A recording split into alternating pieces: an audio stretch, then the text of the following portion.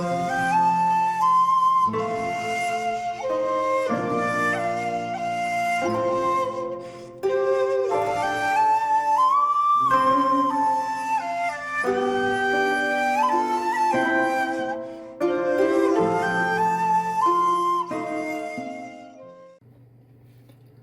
there, this is Solitary Ronin from Solitary Ronin Films, and welcome to my latest film of the year.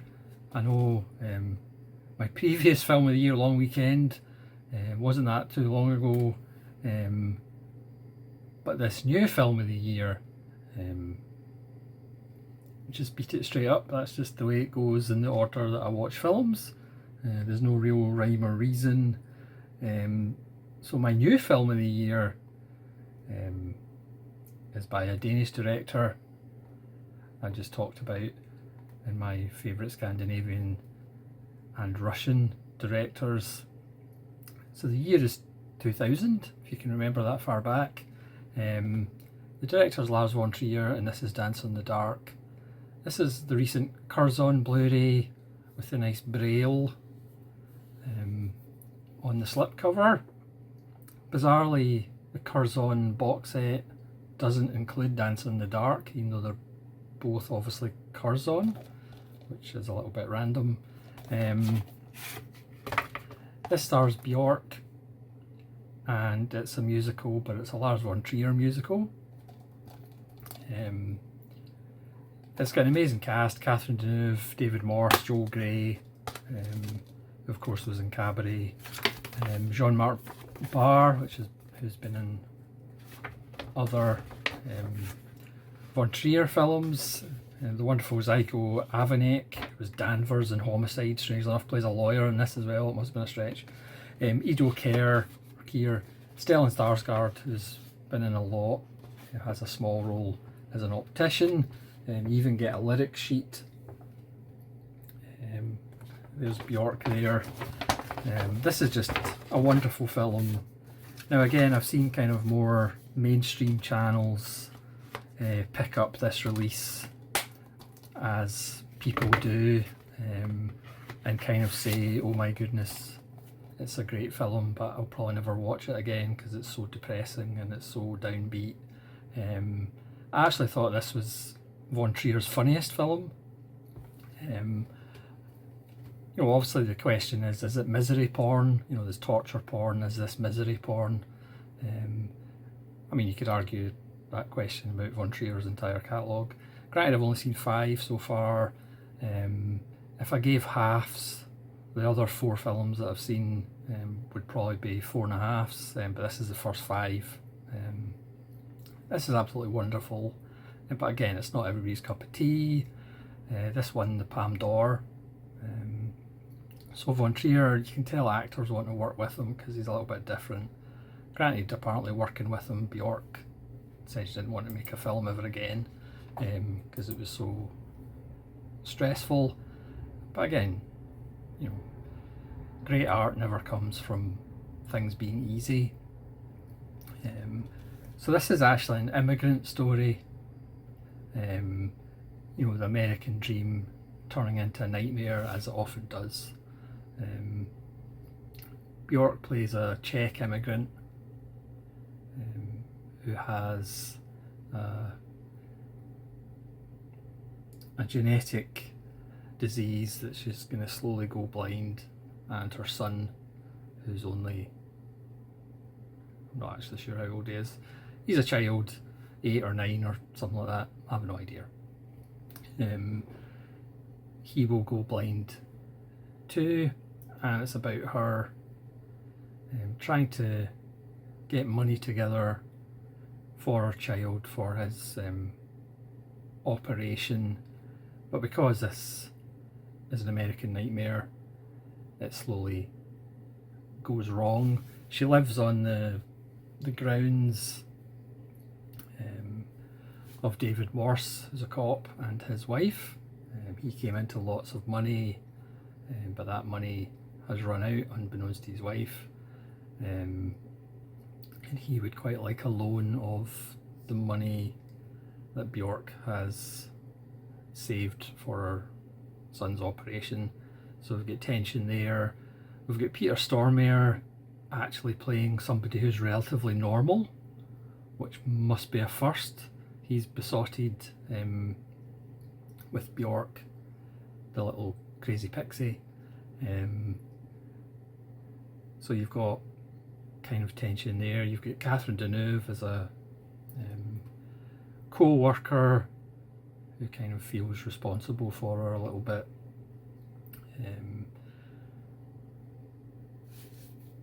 And of course, because it's a Von Trier film, things go from bad to worse to apocalyptic.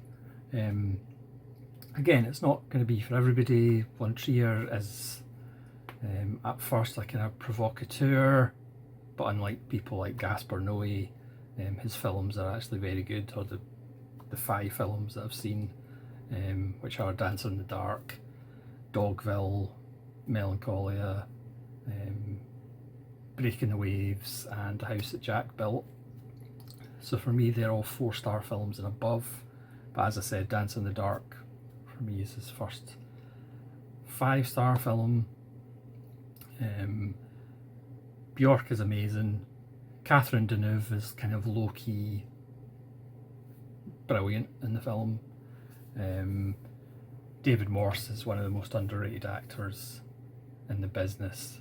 And again, you can tell through Von Trier's casts that actors want to work with him, even though they're going to be challenged. So this one's kind of set in the 60s in the Pacific Northwest. Now it's shot, it has been called a really ugly film, but again, if you're used to Von Trier, you know, because of the dogma rules, you're not supposed to have much style, even though it becomes a style in itself.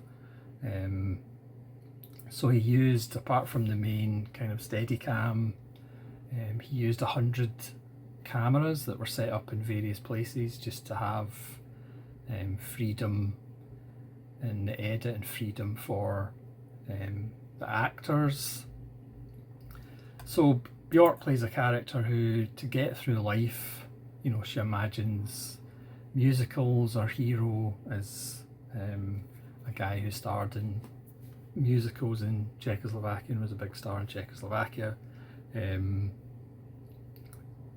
So she uses the noises around her whenever she's kind of feeling down or in stress to create the musical in her head. But of course, as this is a musical, that comes to life. But again, it's slightly different film stock, but nothing, you know, it doesn't become amazingly aesthetically beautiful or anything. It's just a continuation of her, the dreary look of the film, which again kind of complements the Pacific Northwest. But again, once you get used to it, you know, the lack of style becomes a style. And it's just kind of wonderful using the natural sounds of feet, or she works in a factory with Deneuve. So factory noises become the rhythm of her imaginary musical. It was choreographed by Vincent Patterson, who did the choreography for Evita, for example, and worked with Michael Jackson.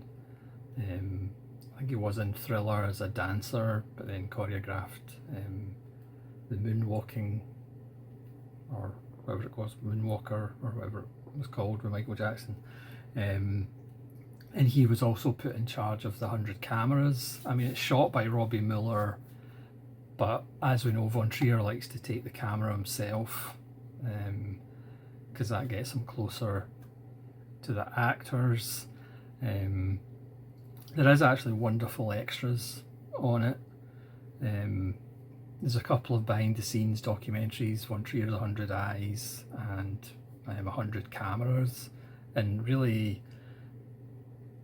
when you see the work that was involved in setting up all these cameras all over the place, it's really quite impressive. You also got a commentary with Von Trier and sound designer Per Streit. There's a commentary with choreographer Vincent Patterson, and there's also a piece on the choreography of the dance sequences. There's another interview with Von Trier and a trailer. Von Trier does come across obviously as a complete control freak. At one point he says he would quite like to edit the film as well, and obviously shoot it, and he wrote it and directed it. Obviously he's a bit of a character, but he is a very interesting filmmaker, even though he is a bit of a love it or hate it. I'm sure all these films that have went to Cannes have probably been booed and people walked out. Again, the question comes up, is it,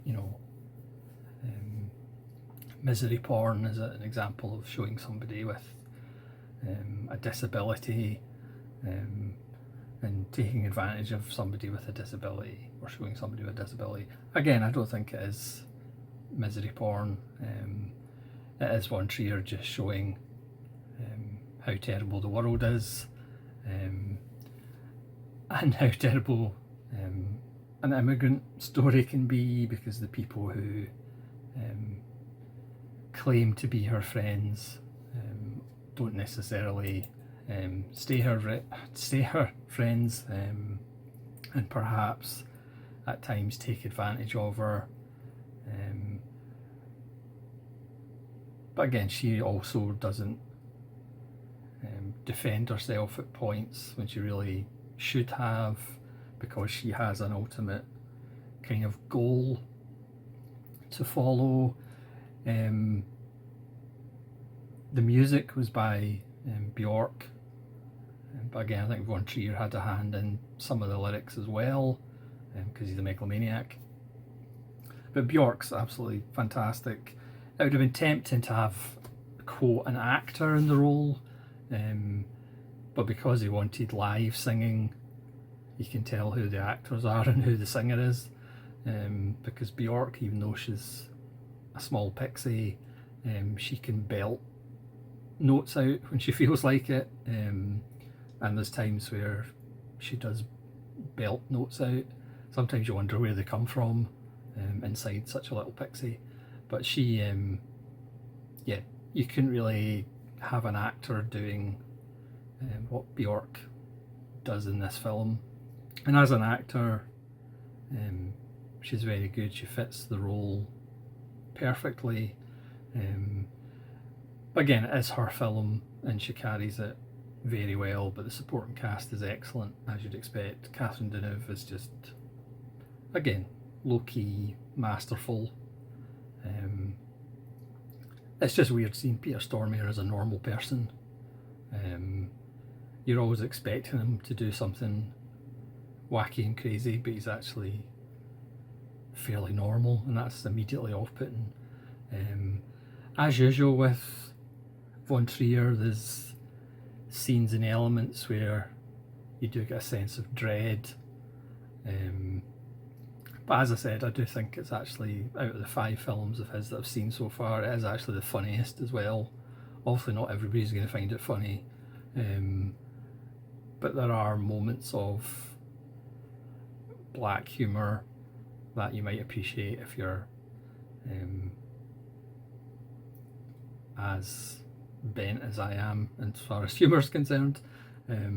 So it's just, as the first, because the other films of Von Trier that I've seen, they're almost 5 stars, but just not quite. But Dance in the Dark just works, even if on paper it probably shouldn't, but it kind of does. And what a way to start the millennium. It's hard to believe it's 25 years ago. But yeah, Dance in the Dark becomes my new film of the year. So apologies to the long weekend, it didn't get a very long reign, but I just couldn't help putting Dance in the Dark above it, because it's just a phenomenal film. And that's the other thing about Von Trier films. I mean, this one's 140 minutes. And all of his other films are fairly lengthy. But personally, I don't feel their length, so to speak, because you do get hooked into the characters. So he's not like this provocateur and shocker who doesn't really do characters that you don't actually care about. And I know you could argue, oh, well, this is easy and he's manipulative because it's somebody going blind. But you just get hooked in with a character in these films. I mean, obviously, I've only seen 5, so that might not be the case of his whole filmography. But this is just fabulous. And despite what some people say about it, oh, it's far too depressing and oh, I'll never watch it again, I can see me watching this, you know, every month. It's such a happy-go-lucky film, and it will put a smile on your face. And it's also a low-key film about suffering and punishment. That's all I'll say. Yeah, so Dance in the Dark leapfrogs The Long Weekend, who, as I said, didn't get a very long reign as film of the year, but what can you do? That's just the order I randomly pick films to watch from a backlog. So thanks so much for watching. Please let me know if you've seen Dance in the Dark and what you think of it, and hopefully you'll join me again if another film beats Dance in the Dark and leapfrogs it as film of the year. This is Saul Sharonan from Saul Sharonan Films, saying farewell